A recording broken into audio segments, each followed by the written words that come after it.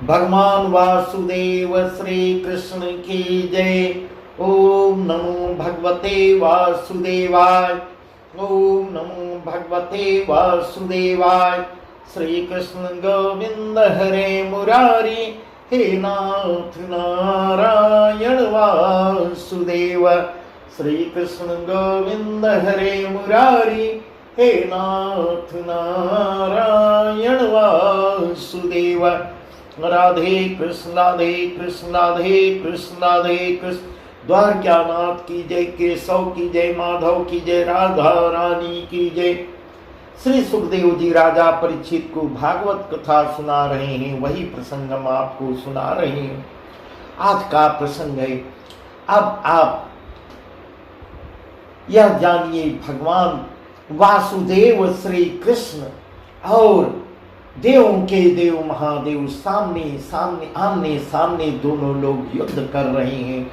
और किस लिए भगवान वासुदेव से महादेव जी बाणासुर की तरफ से आए हैं, बाणासुर को नगर की रक्षा करने का वचन दिए हैं, उसी कारण उसकी रक्षा करने के लिए आए हुए हैं और सामने आमने सामने युद्ध हो रहा है। वही प्रसंग हम आपको कल बताए, उसके आगे का प्रसंग आज हम आपको विस्तार से सुना रहे हैं। इस प्रकार सुखदेव जी कह रहे हैं, राजन बाणासुर भागता है, भगवान वासुदेव श्री कृष्ण उसको जब मारते हैं, रथ को तोड़ देते हैं और सारथी को मार देते हैं, तब वह भागता है और उसका पीछा करते हैं।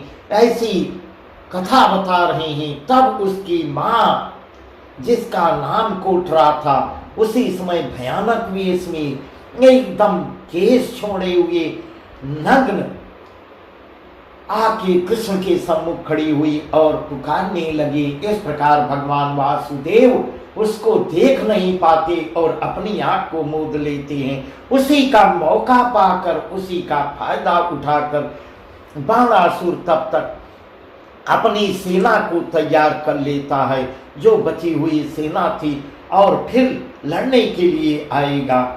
इस प्रकार देखत ही प्रभु मुदे नयन पीठ दई ताके सुनि बैन, तहु लौ बाणा सुर भज गयो, फिरे अपनो दल जोरत भयो। उसको देखते ही अपने भगवान वासुदेव आंख मूंद लेते हैं और उसके सम्मुख अपनी पीठ करके उससे कहते हैं, अब सुनाओ कुछ क्या कहना है। इस प्रकार तब तक बाणासुर एक अक्षौणी दल साध के वहां आता है, तब तक कोटरा श्री कृष्ण की आगे से हटती नहीं, जब तक बाणासुर फिर लड़ने के लिए नहीं आ जाता। पुत्र की सेना देखकर वह अपने घर वापस चली जाती है। फिर आगे बाणासुर ने आके घोर संग्राम किया है, ऐसा सुखदेव जी वर्णन कर रहे हैं। बाणासुर भगवान वासुदेव से घोर संग्राम कर रहा है। उनको बाणासुर को भयातुर देख शिव जी ने आदि क्रोध कर उसका जो वचन दिए हैं बाणासुर को भगवान महादेव उसकी रक्षा करने की, तब वह भी सामने आके बहुत क्रोध करते हैं। शिव जी ने क्रोध कर महा विषम ज्वर को बुलाया है, श्री कृष्ण की सेना पर वार कर देते हैं। वह महाबली बड़ा तेजस्वी, जिसका तेज सूर्य के समान, तीन मुंड 9 पग 6 कर वाला त्रिलोचन भयानक वे श्री हरि के दल को आघेरता है। उस तेज से यदुवंशी जलने लगते हैं और थर थर कांपने लगते हैं। उसका निदान यह निकला कि बहुत यदुवंशी दुख पाके घबरा के यादवों ने आके भगवान वासुदेव रक्षा कीजिए हरि से कहते हैं। शिव जी के ज्वर ने सारे कटक को जला मारा, अब इसके एक दांव से बचाइए हम लोगों को, नहीं तो एक भी हमारी सेना में जीता नहीं बचेगा। महाराज ऐसी बात भगवान वासुदेव जब सुनते हैं और सबको डरा हुआ देखकर भागते हुए देखकर हरि ने शीत ज्वर चलाया है, वह महादेव के ज्वर पर धाया है। जो महादेव द्वारा ज्वर छोड़ा गया था उसको उस पर दौड़ता है। भगवान वासुदेव द्वारा छोड़ा गया शीत ज्वर महादेव के ज्वर पर दौड़ता है। इसे देखते ही वह डर कर भाग जाता है और चल के सदा शिव जी के पास वापस चला आता है। तब ज्वर महादेव सो कहो, राखहु शरण कृष्ण ज्वर दही। तब ज्वर महादेव सो कहे, राखहु शरण कृष्ण ज्वर दही। तब महादेव से हाथ जोड़कर ज्वर कहता है कि मेरी रक्षा कीजिए, श्री कृष्ण द्वारा भेजा हुआ ज्वर मेरा पीछा कर रहा है। यह उसके वचन सुनते ही महादेव जी बोलते हैं, श्री कृष्ण जी के ज्वर को सिवा श्री कृष्ण के ऐसा त्रिभुवन में कोई नहीं है।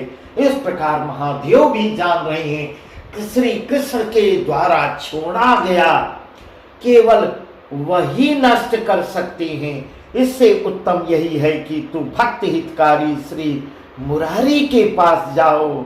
और मुस्कुराते हैं देवों के देव महादेव, कहते हैं कि मैं तुम्हारी अब रक्षा नहीं कर पाऊंगा, जाके तुम उन्हीं के पास जाओ, मुरारी के पास ही जाओ, वो शरणागत की रक्षा करते हैं। ऐसा शिव के वचन सुनकर सोच विचार कर विषम ज्वर श्री हरि भगवान वासुदेव की शरण में जाता है, त्राहिमाम करता है, हे कृपा सिंधु मेरे अपराध को क्षमा कीजिए। इस प्रकार ऐसे वचन सुनता है, मुझे अपने शीत ज्वर से बचा लीजिए। तब प्रभु तुम हो ब्रह्मादिक ईश, तुम्हारी शक्ति अगम जगदीश। इस प्रकार ऐसे ऐसे विनय भरे वचन बोलता है, कहता है तुम ही रच कर श्रेष्ठ संहारी, सब माया जग कृष्ण तुम्हारी। हे देव, हे भगवान वासुदेव, सारी माया सारी सृष्टि की रचना करने वाले आप हैं। कृपा तुम्हारी यह मैं बूझो, कृपा तुम्हारी यह मैं बूझो, ज्ञान भये जग करता सूझो। अब मुझको ज्ञान हुआ है, कृपा मैं आपकी शरण में आया हूँ, मेरी रक्षा कीजिए। ऐसी स्तुति सुनते ही श्री दयालु भक्त हितकारी बोलते हैं, तो मेरी शरण में आया है, तो मेरी शरण में आया, इसे बचा, नहीं तो जीता न बचता, इसलिए तुमको बचा लेते हैं। इसलिए ऐसा अगर न आया होता तो तुम जिंदा नहीं बच सकते थे। मैंने तेरा अब तक का अपराध भी सब क्षमा कर दिया।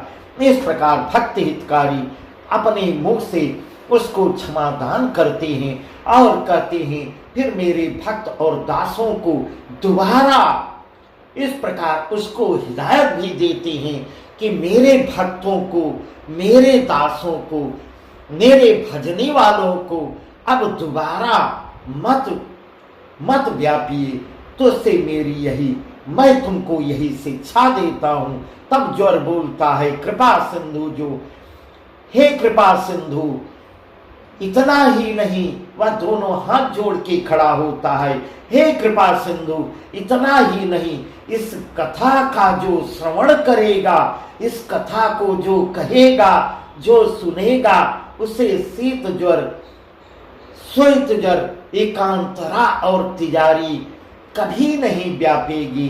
फिर हरि प्रसन्न होते हैं, बोलते हैं कि अब तू महादेव जी की शरण में जाओ, जहां से तुम आए हो, यहाँ मत रह, नहीं तो मेरा ज्वर जो है वह तुमको दुख ही देगा। इसलिए तुम जहां से आए हो वहीं चले जाओ।